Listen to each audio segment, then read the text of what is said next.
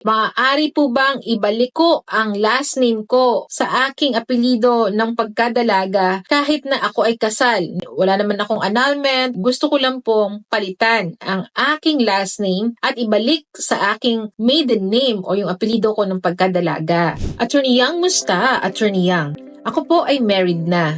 Maaari ko po bang ibalik o i-revert ang aking apelido sa aking maiden name kahit nakasal pa kami ng asawa ko? Ito po ang madalas na tanong ng mga kababaihan. Sa ilalim ng Article 370 ng Civil Code, binibigyan po ang isang married woman ng 3 options pagdating sa pagpapalit ng kanyang surname.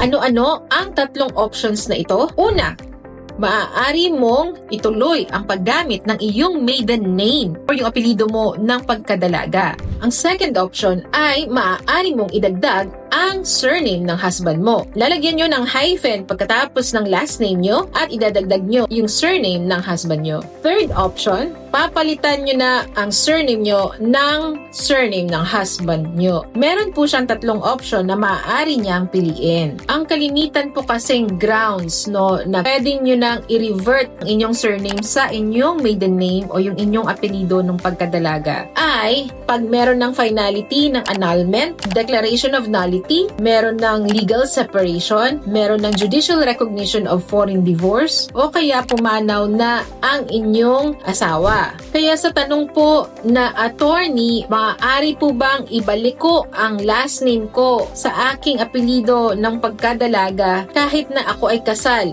Wala naman akong annulment, wala akong declaration of nullity, wala akong legal separation, wala naman akong judicial recognition of divorce decree, o kaya hindi naman pumanaw yung asawa ko. Kasal pa rin po kami. Gusto ko lang pong palitan ang aking last name at ibalik sa aking maiden name o yung apelido ko ng pagkadalaga. Ang sagot po natin dyan ay yes. Opo, maaari po. Bakit po? Dahil in absence of prohibition o kaya wala naman pong batas na nagbabawal na hindi na pwedeng i-revert ang inyong apelido sa maiden name nyo o yung apelido nyo ng pagkadalaga, ibig sabihin po ay allowed po yun. At dahil sa Republic Act 11983 or New Philippine Passport Law, kahit hindi ka annulled, kahit walang declaration of nullity, legal separation, or judicial recognition of foreign divorce decree, o kaya hindi naman pumanaw ang asawa mo, at gusto nyo lang na ibalik or i-revert ang inyong surname sa maiden name nyo o yung apelido nyo ng pagkadalaga, maaari po ayon sa New Philippine Passport Law. Ibig sabihin po, pinapayagan na maaari nyong palitan ang inyong last name o yung inyong surname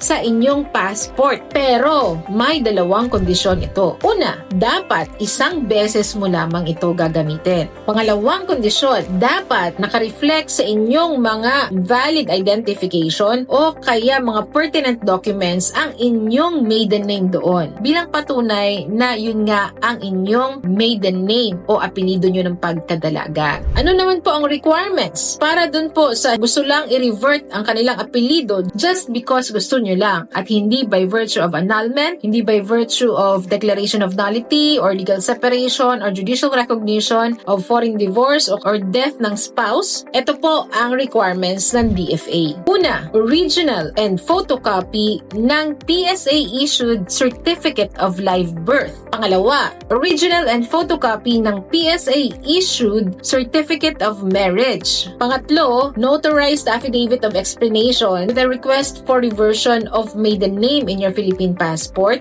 At isama niyo po doon sa notarized affidavit of explanation with a request of reversion to your maiden name, isama niyo po doon yung statement na hindi pa po kayo nag-avail ng reversion, that this is the first time that you will avail of the reversion. Pang-apat, latest passport nyo.